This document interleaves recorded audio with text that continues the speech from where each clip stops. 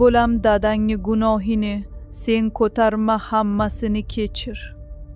Onajon!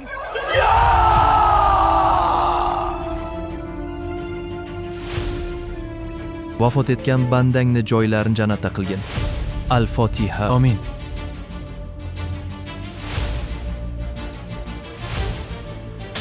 Sizlar onamni o'ldirdinglar. Men esa sizlarning dunyongizni kulga aylantiraman.